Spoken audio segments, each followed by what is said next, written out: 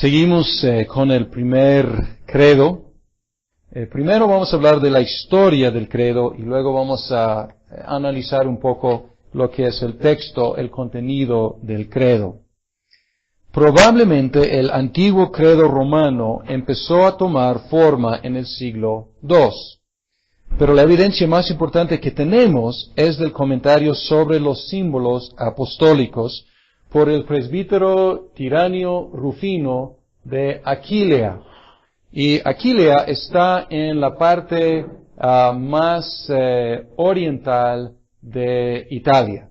Está por el mar Adriático y está ahí por el extremo más oriental. Debemos tener cuidado aquí porque cuando hablamos del credo, antiguo credo de los romanos, obviamente ya tenemos las preguntas interrogativas. Y no es muy difícil invertir las preguntas en declaraciones. Entonces, por eso podemos decir que probablemente ya era un credo declarativo en el siglo II. Sin embargo, no tenemos ninguna evidencia escrita de su existencia hasta él escribió en 404, más o menos. Y él estuvo comparando en lo que escribió. Estuvo comparando el credo en uso en Roma y el credo en uso en Aquilea. Y él no escribió ninguno de los credos. Sin embargo, los eruditos han ido y como reconstruyendo los dos credos usando sus comparaciones. O sea, digamos, él dice, pues en Roma ellos dicen, creo en Dios Padre Todopoderoso. Y aquí en mi pueblo decimos, creo en Dios Padre, digamos. O sea, no sé cómo sea, pero es un ejemplo. Y luego los eruditos toman estos comentarios y reconstruyen el texto del credo. El credo era conocido antes de esas fechas, porque Marcelo de Capadocia, y aquí, este es de la iglesia oriental, y Marcelo de Capadocia en Asia Menor, él incluyó algo muy similar al antiguo credo romano en una carta que él había escrito al obispo Julio de Roma. Entonces el obispo Marcelo escribió al obispo de Roma, y lo que pasó es, Marcelo fue excomulgado por la iglesia oriental, porque había mucha controversia allá, y él quería apoyo del obispo de Roma para que lo reinstituyeran. Entonces, muy astuto, parece que lo que hizo fue, escribió una carta al obispo de Roma, y él dijo al papa, si quieren decirlo así, o al obispo de Roma, diciendo, mi creencia es esta. Y luego, muy astutamente, él citó el antiguo credo romano, que obviamente iba a caer bien con el obispo de Roma. O sea, muy astuto. Y funcionó, porque luego el obispo de Roma escribió a los obispos orientales diciendo, oigan, o sea, Marcelo es ortodoxo, Marcelo está bien, su doctrina es muy buena, yo apruebo su doctrina, recíbanlo otra vez. Entonces funcionó. Pero lo importante para nosotros es que esto fue en el año 340. Entonces, ya, o sea, tenemos la mención aquí, pero podemos prefechar la existencia por 60 años, por lo menos. Entonces, y también podemos decir que fue conocido no solamente en Roma, sino también en el Oriente, en la parte oriental griega de la Iglesia. Y ahora, esto es algo de su historia. Ahora vamos a ver algo de su enseñanza. Y pueden tomar las preguntas interrogativas y ver que estas son las respuestas. O sea, corresponde en un alto porcentaje. Bien, primer artículo. Dios Padre Todopoderoso. Yo creo en Dios Padre Todopoderoso. Probablemente, nosotros estamos acostumbrados a este lenguaje, ¿no es cierto? Por el credo de los apóstoles. Pero a veces decimos las palabras sin pensar en lo que podrían significar. Entonces vamos a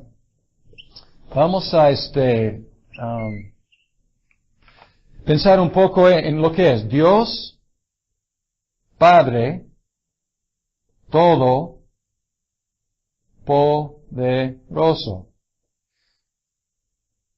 Primero, ¿cómo dividimos estas palabras? ¿Quiere decir Dios Padre, que es todopoderoso? ¿O quiere decir Dios, el Padre Todopoderoso? Entonces, no es muy sencillo decidir entre diferentes opciones, pero probablemente en el contexto original lo que querían afirmar era que Dios Padre es todopoderoso. ¿Ok?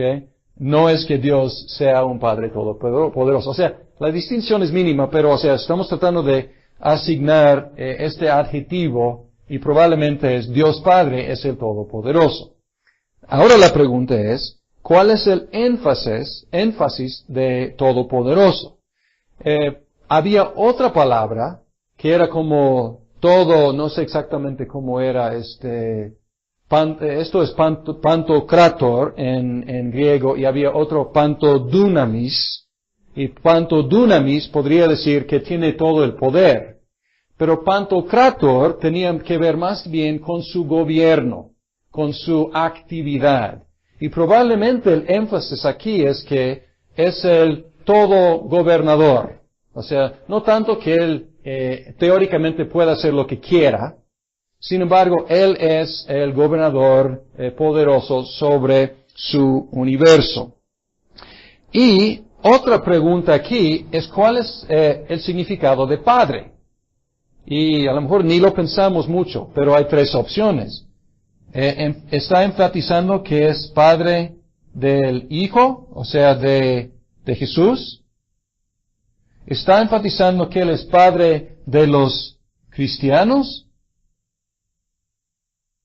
O está enfatizando que Él es el Padre, en un sentido figurativo, del universo, en sentido de ser fuente de todo el universo. Entonces, es una frase que decimos con mucha facilidad, yo creo en Dios Padre Todopoderoso, pero ¿cuál es el énfasis? O más bien, ¿cuál era el énfasis original? Y obviamente es difícil determinar con exactitud. Sin embargo, por lo menos Kelly argumenta de que esta opción, que para nosotros a lo mejor sería lo menos probable, o sea, lo menos obvio, pero que esta opción va con la idea de Todopoderoso, que Él es como siendo el Padre en la Trinidad, Él es la fuente de todo el universo y Él gobierna poderosamente todo lo que es suyo.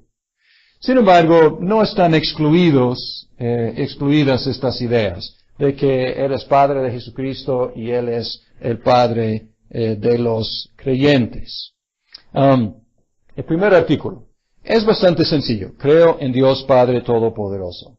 Ahora, el segundo artículo, como ya mencionamos, es la declaración de Jesucristo, luego rellenado con el contenido cristológico de la Biblia.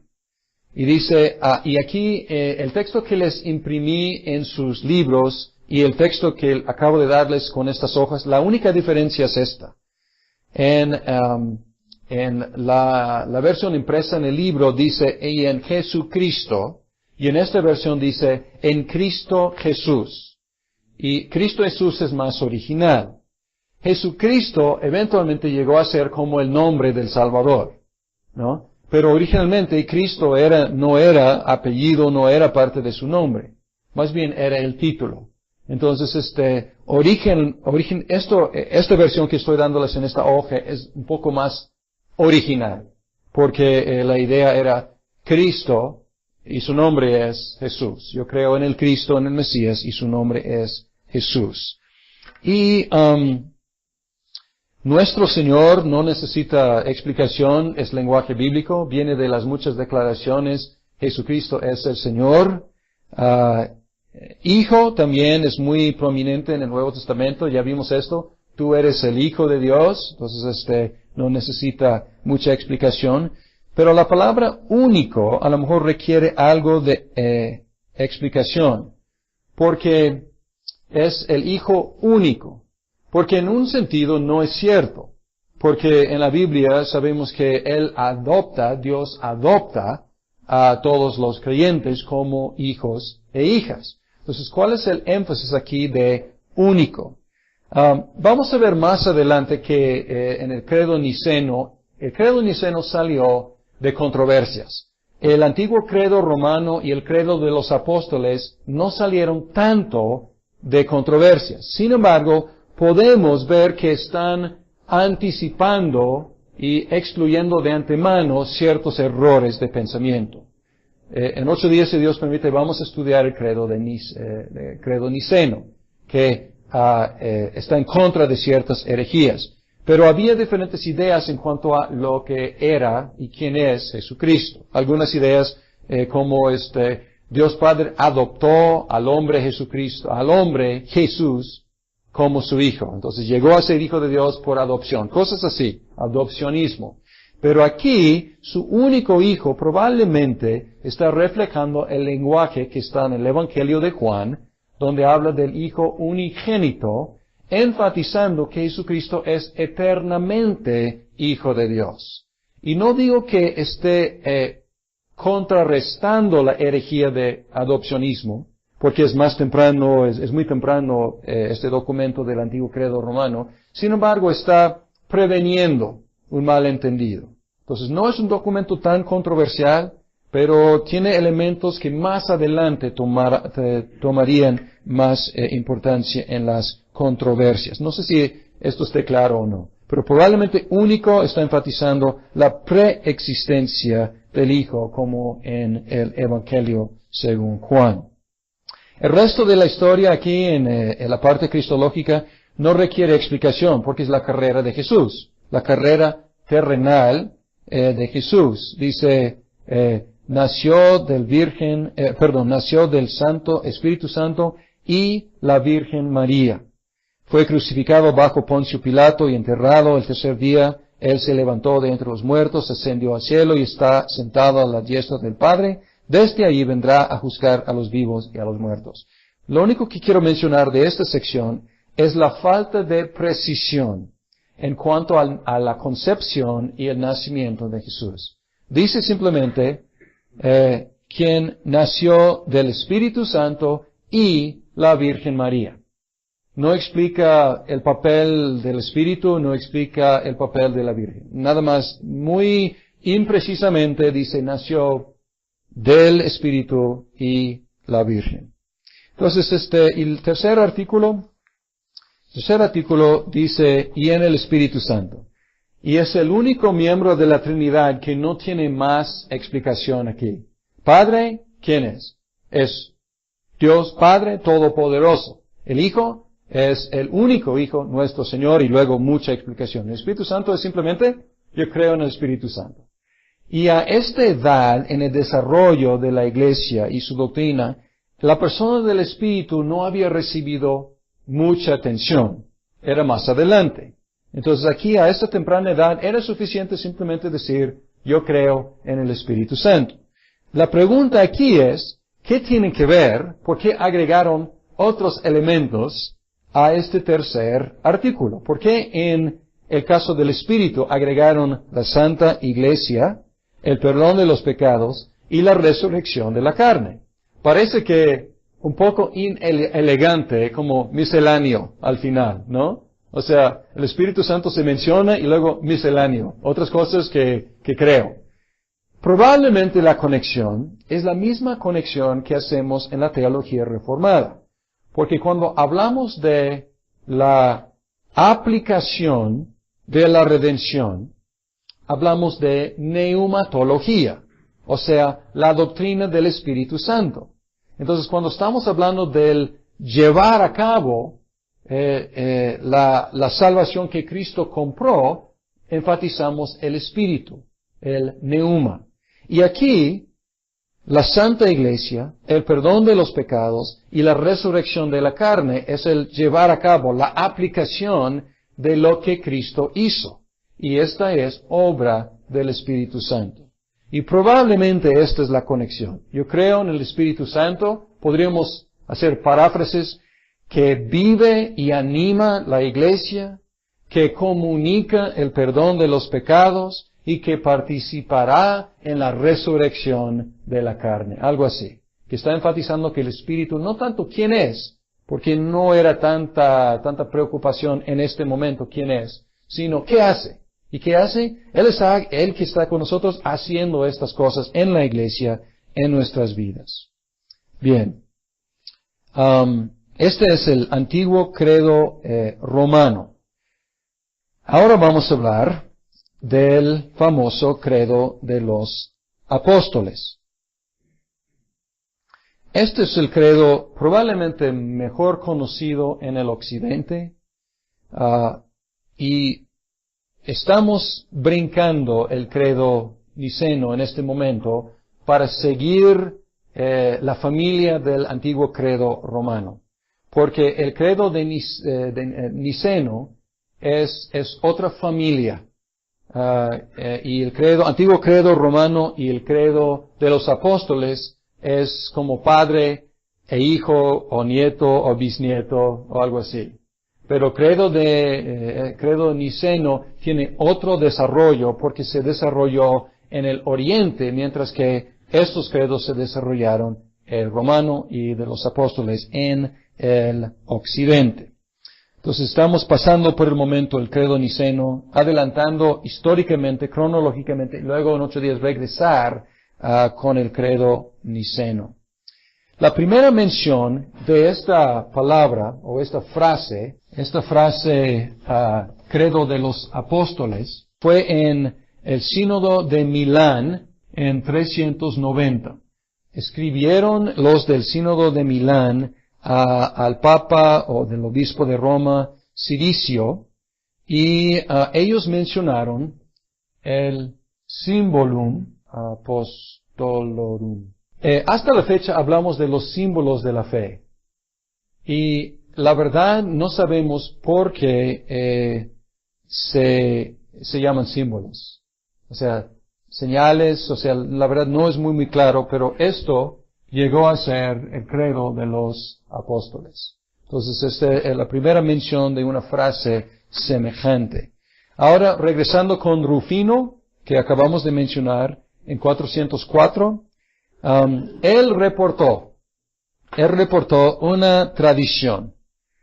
Y él decía, no inventó, él reportó una tradición que ya existía, de que antes, más bien después de la ascensión de Jesucristo, los apóstoles se reunieron y se pusieron de acuerdo con un credo. Y porque ellos iban a empezar sus viajes misioneros, a lo mejor iban a morir, a lo mejor no iban a verse otra vez, iban a cubrir el mundo conocido, y querían estar de acuerdo con lo que predicaban. Entonces era conveniente tener un credo en común.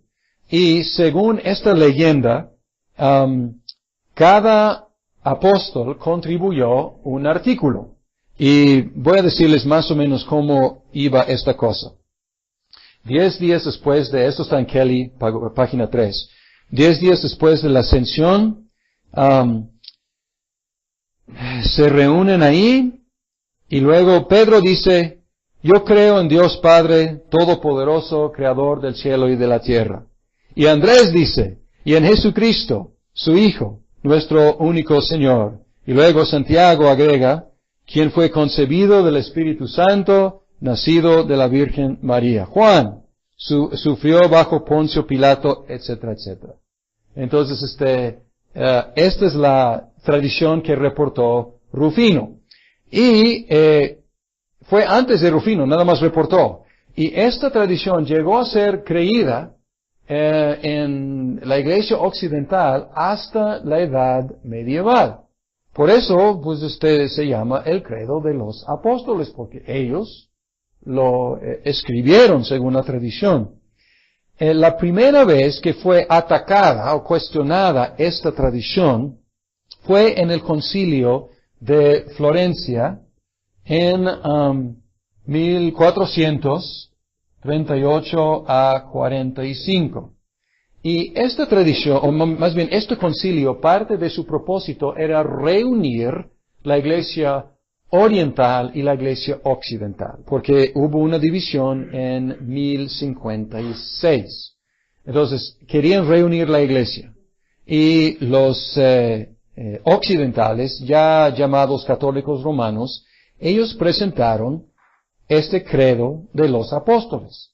Los obispos orientales confesaron ignorancia de algún credo escrito por los apóstoles. Y ellos decían que si hubiera existido, habría aparecido en el libro de los Hechos. Ahora, yo les pregunto, ellos tienen muchas otras tradiciones que no aparecen en el libro de los Hechos. Me gustaría que aplicaran ese argumento contra algunas de sus propias tradiciones que ellos dicen que son apostólicas. Pero ellos los orientales aplicaron ese argumento contra los católicos romanos. Algunos eruditos del Renacimiento, entre ellos el primero fue Lorenzo Valla. Él va a jugar un papel importante en desacreditar algunas cosas que la Iglesia romana decía, una de las cuales fue esta tradición sobre el origen del credo de los apóstoles. Él y luego otro cuestionaron, ellos eran eruditos de Renacimiento, humanistas, y ellos querían ver la evidencia. Los humanistas, su lema era ad fontes. Ad fontes, vamos a las fuentes. Muéstrenme la información primaria, las fuentes primarias, y no hay para esta tradición. Entonces, él empezó a desacreditar. El poder de la iglesia era tal que él tenía que arrepentirse y retractar lo que había dicho, pero pues forzado, ¿no? O sea, no tanto por convicción. Y luego empezó la Reforma Protestante. La iglesia estaba entretenida con muchos otros problemas. Entonces, hasta los 1600 siguió el ataque sobre esa tradición. Y hoy en día se considera una leyenda fabricada. Pero es una leyenda de mucha importancia. ¿Por qué? Porque vemos en la Iglesia Católica Romana de los primeros siglos, la verdad no es correcto hablar de la Iglesia Católica Romana, porque empezó a tomar forma después. Podemos decir la antigua Iglesia, tanto occidental como oriental, todas sus tradiciones, todas sus doctrinas querían trazar una línea directa con los apóstoles. Y la verdad es que inventaron leyendas para apoyar esas aseveraciones de que lo que hacemos aquí es apostólico, lo que enseñamos aquí es apostólico, etc. Entonces querían tener sanción apostólica por todo lo que decían y que hacían. Y es una evidencia fuerte de esa tendencia, pero es una leyenda sin ninguna base histórica. Bien. Sin embargo, debo decir esto. El credo de los apóstoles, que a pesar de desacreditar la leyenda, disfruta de mucha popularidad. Es aceptado entre los católicos romanos, los anglicanos y también muchos protestantes confesionales. Era muy importante para Martín Lutero, también Juan Calvino lo tuvo en alta estima, y la Iglesia oriental, que desconocía ese credo, ya lo reconoce como una expresión legítima de la fe cristiana. Y hubo una reunión ecuménico en el cual hasta los orientales participaron en el credo de los apóstoles. Entonces, disfruta de mucha popularidad y aceptación a pesar de no ser apostólico en el sentido de ser escritos por ellos. Hay un texto recibido, y el cambio que hice entre lo que está en sus libros y esta hoja es que aquí tenemos lo que se llama el texto recibido, el textus receptus, texto recibido. Y el origen del texto recibido es imposible determinar con determinación. Esto es lo que es el texto recibido, como considerado el texto más, ¿qué será? Sólido, con más testimonio antiguo, pero no sabemos de dónde vino. Kelly tiene unas teorías que se me hacen bien fundadas, aunque no soy experto en esta área, tengo que tomar mucho de lo que dice como, pues él es el experto, pero él interactúa con otros eruditos y argumenta muy bien su conclusión. Kelly defiende la idea de que esta versión del credo fue desarrollado en Galia y España. Galia es la parte del Imperio Romano que incluía como el norte de Francia, parte de Alemania, un poco de Suiza, un poco del occidente de Italia. Okay, entonces Galia. Podemos pensar en los francos, o sea, los que llegaron a ser los franceses, tribus alemanes que habían conquistado allí y ya habían sido conquistados por el Imperio Romano, ya eran parte del Imperio Romano. Entonces parece que ahí el antiguo credo romano empezó a desarrollarse en esta forma. Y esta forma es la forma, podemos decir, Gala, o sea, de Galia, del antiguo credo romano. Y probablemente empezó a tomar esta forma a finales del sexto o principios del séptimo siglo. Y luego,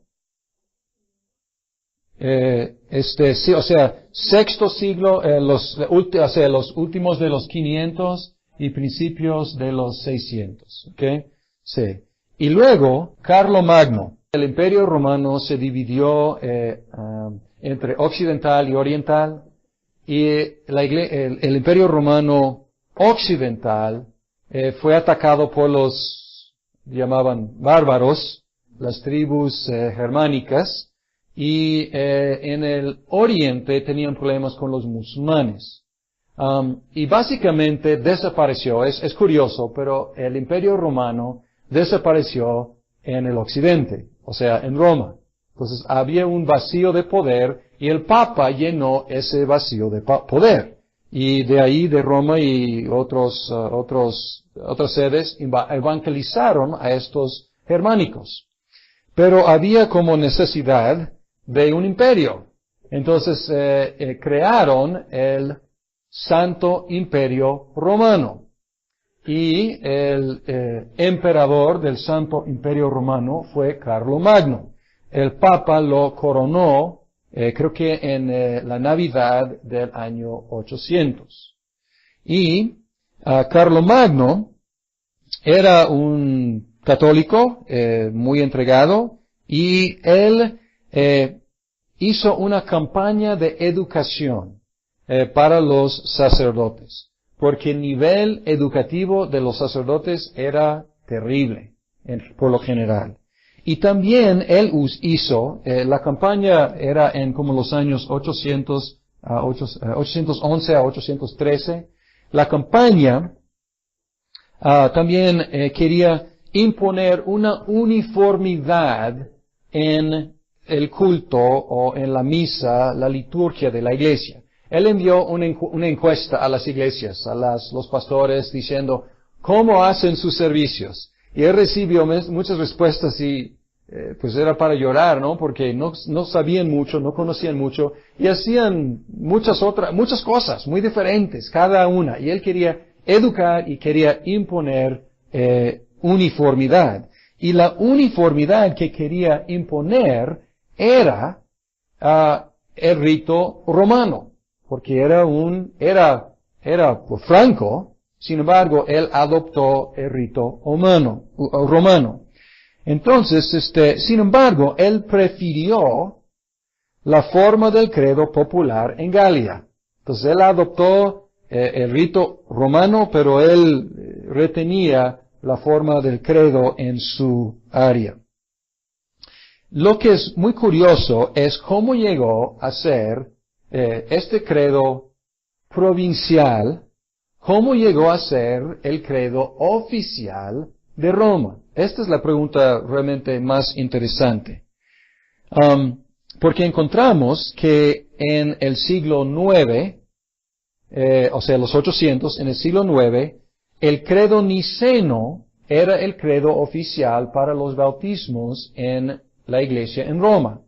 Y luego examinamos en el siglo XI y el siglo XII la versión Gala del antiguo credo romano, lo que estamos llamando el credo de los apóstoles, era el estándar en Roma. Entonces tenemos un siglo entre siglo IX tenemos credo de Niceno. Siglo XI y XII ya es el credo de los apóstoles. ¿Qué pasó en este misterioso siglo X? Lo que pasó es que el siglo X representa uno de los peores períodos de la Iglesia romana, durante el cual sufría mucha ignorancia y mucha corrupción. Y los emperadores del Santo Imperio Romano, que ni eran romanos, eran francos, eran germánicos, alemanes básicamente, ellos empezaban a dominar el Vaticano, dominar la iglesia en Roma, porque la iglesia era débil, corrupta, ignorante. Entonces, el emperador Otto I, él hizo una campaña para rehabilitar la iglesia romana. Y él envió clérigos alemanes a Roma para ayudar con esto. Y probablemente así llegó el credo de los apóstoles, que es la forma Gala del antiguo credo romano, así llegó a Roma. Porque Roma estaba en terribles condiciones, no tenía realmente otra opción más que recibir la ayuda de estos oficiales alemanes para rehabilitar su iglesia. Entonces, aunque es un poco irónico, pero en otro sentido es muy apropiado, porque aquí los francos, los alemanes, estaban reciprocando el favor que los romanos ya les habían dado. ¿En qué sentido? Los romanos habían evangelizado a los francos siglos antes y habían entregado a los francos y otros alemanes su credo, que era el antiguo credo romano. Y ahora, siglos después, estos francos y romanos, ya convertidos, estaban devolviendo el favor a su iglesia madre, rehabilitándola y entregándole, devolviéndole su propio credo, pero ahora amplificado y mejorado. Bien, yo creo que nos da tiempo de analizar un poco el credo, para terminar limpiamente con el credo de los apóstoles y luego empezar en 8 días con el credo niceno. Pueden ver que es básicamente el mismo credo con adiciones. En el primer artículo agregaron creador del cielo y de la tierra. ¿Y por qué? Probablemente la razón es esta. Ahora, en estos siglos, la cuestión del Padre, cuando habla del Padre, empezaba a asociarse más con las ideas con las cuales nosotros estamos más acostumbrados. Padre de Jesús, Padre del Hijo y Padre de los creyentes. Como cayó como en segundo lugar la idea de Padre del universo creador, entonces convenía incluir otro renglón para enfatizar que es no solamente Padre de Jesús, Padre de los creyentes, sino también es la fuente de todo, es el Padre que es también creador del cielo y de la tierra. Esta fórmula, creador del cielo y de la tierra, fue característica de las fórmulas del Oriente y también de África. Entonces a lo mejor recibieron influencia de África y del Oriente. Ahora, el segundo artículo. Hay varias adiciones al credo, algunas de las cuales no son modificaciones importantes de doctrina, y no tenemos que realmente decir nada de ellas. Podemos ver una mejora en su precisión en cuanto al papel del Espíritu Santo y el papel de la Virgen María.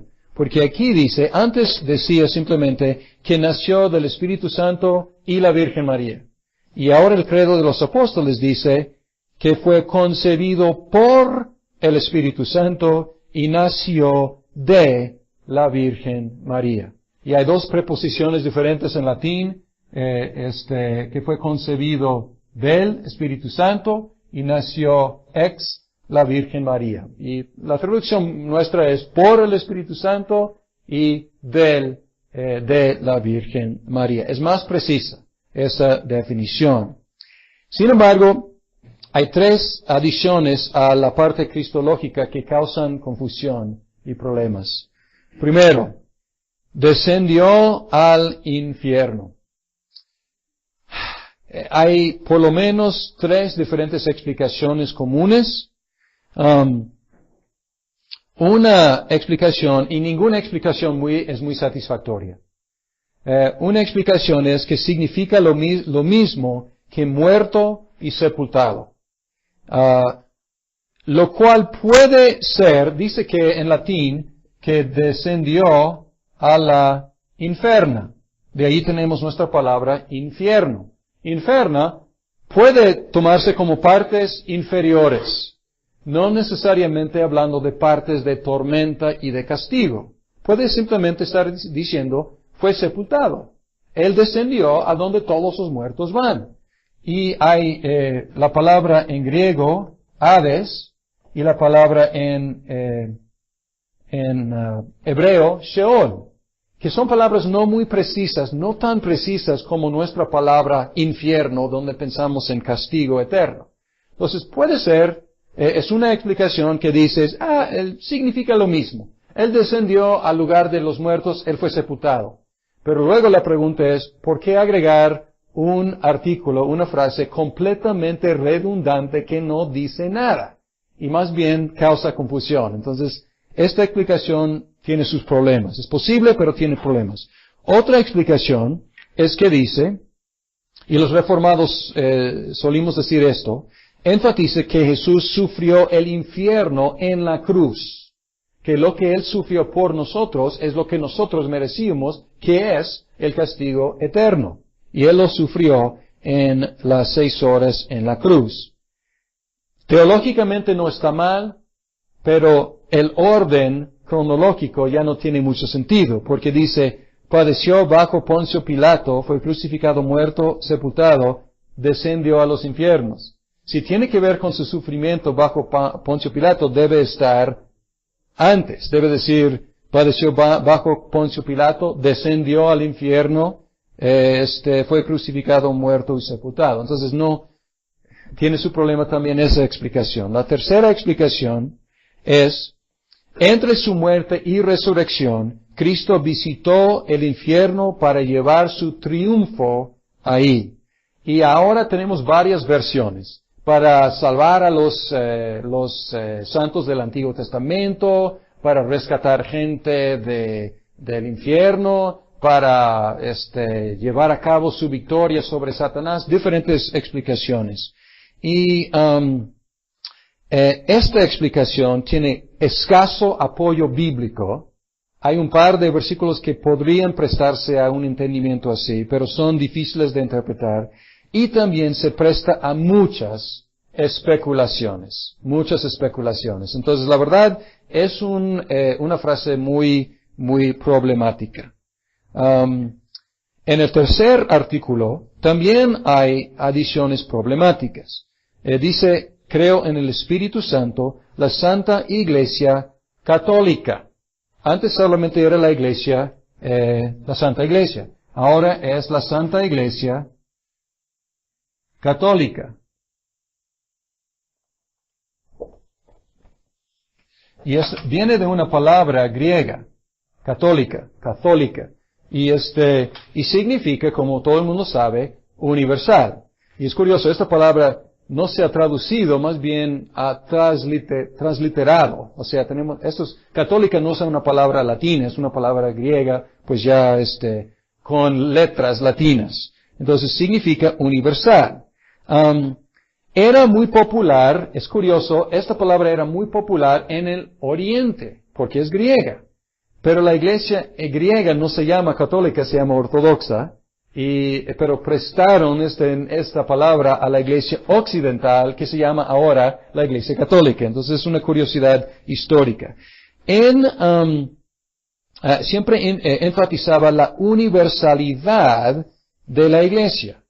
Pero ahora es curioso porque tenemos la expresión la iglesia católica romana, que es una contradicción, porque católica es universal y romana es regional. Entonces ahora la palabra ha tomado otro sentido que puede causar confusión. Martín Lutero afirmaba el credo, pero decía la Santa Iglesia cristiana. Otros dicen la Santa Iglesia universal, que es realmente el sentido de la palabra. Sin embargo, hoy en día causa confusión porque se identifica con la Iglesia romana. Bien, otra frase difícil. La comunión de los santos. En griego, koinonia ton hagion era común en el Oriente. Koinonia, a lo mejor han escuchado esa palabra transliterada, koinonia, comunión. Y lo que quería decir en el Oriente era comunión con las cosas santas. En otras palabras, con los elementos de los sacramentos, ya que los sacramentos se desarrollaban en una forma para tratar los elementos como elementos santos, era comunión con los elementos santos.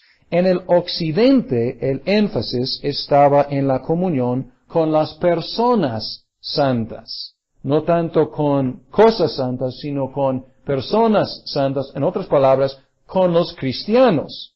Es la comunión que disfrutamos entre los cristianos. Sin embargo, este concepto se prestó para apoyar la veneración de los mártires, porque la idea era, tenemos comunión no solamente entre nosotros, sino comunión con los mártires que ya murieron, los santos que ya están en el cielo, los que están por venir, que es un concepto que tiene algo de apoyo bíblico, sin embargo se prestó para el desarrollo de todo el sistema de los ahora llamados santos, no hablando solo de los cristianos, sino de los supersantos, de los santos canonizados por la Iglesia occidental y todo la veneración y la intercesión y todo esto. No digo que esto sea el significado original, pero se prestó a esa idea. Y la última cosa, pues la vida eterna, pues no hay problema ahí, es una expresión bíblica. La vida eterna asegura de que nuestra resurrección será como Jesús y no como Lázaro. Porque dice que resurrección de la carne, pero vamos a morir otra vez o no. Pobre de Lázaro, ¿no? O sea, él experimentó resurrección de la carne y luego murió. Pero aquí está aclarando, resurrección de la carne para la vida eterna. Entonces nuestra resurrección va a ser como la de Jesucristo. Bien, hemos trazado el desarrollo del credo. Eso es para resumir y concluir. El desarrollo del credo de los apóstoles así. Las fórmulas del Nuevo Testamento, primera mitad del siglo I. Las preguntas para los candidatos para el bautismo, mediados del siglo II. El antiguo credo romano, mediados del siglo II. La versión del antiguo credo romano en Galia, quizás siglo III o IV. Y luego la aceptación de esa versión en Roma, que es el siglo X.